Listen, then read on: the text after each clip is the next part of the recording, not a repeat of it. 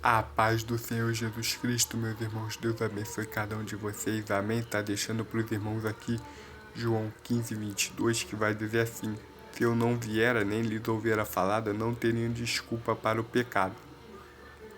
Mas agora não tem desculpa do seu pecado. O que ele tá falando aqui, meus irmãos?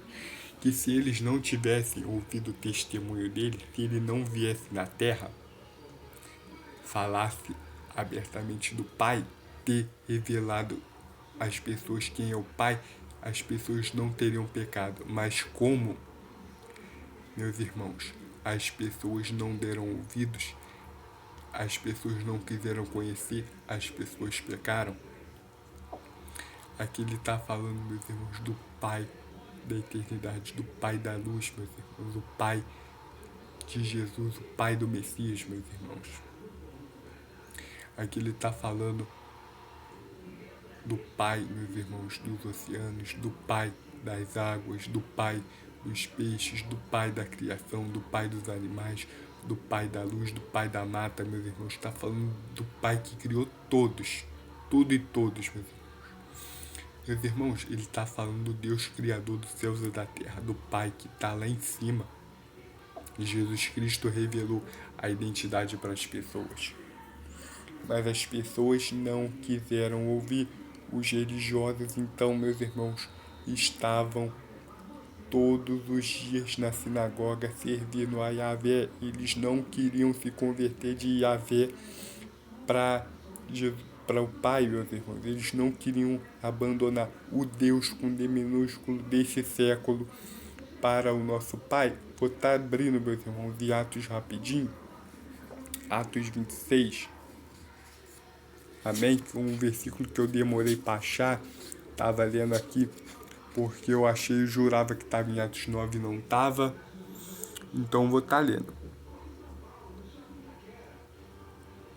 Livrando-te deste povo e dos gentios, a quem agora te envio, para que lhes abrir os olhos e das trevas converteres à luz, e do poder de Satanás a Deus, a fim de que recebam a remissão dos pecados e sorte entre os santificados pela fé em mim.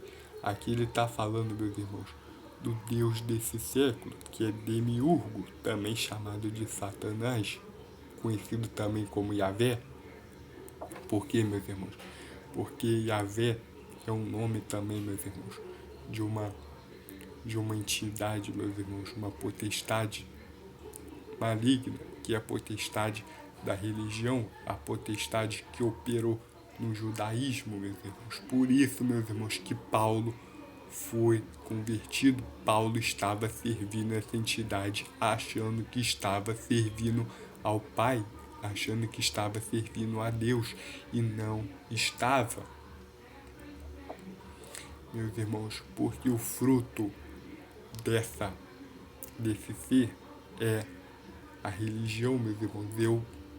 É transformar você num fanático religioso. Esse é o fruto. O evangelho não. O evangelho entra na nossa mente para que ele venha abrir o nosso entendimento, meus irmãos. Paulo também estava seguindo esse mesmo caminho. Ele estava fazendo tudo, achando que estava certo e não estava. Ele estava fazendo tudo, acreditando que tudo que ele estava fazendo estava certo e não.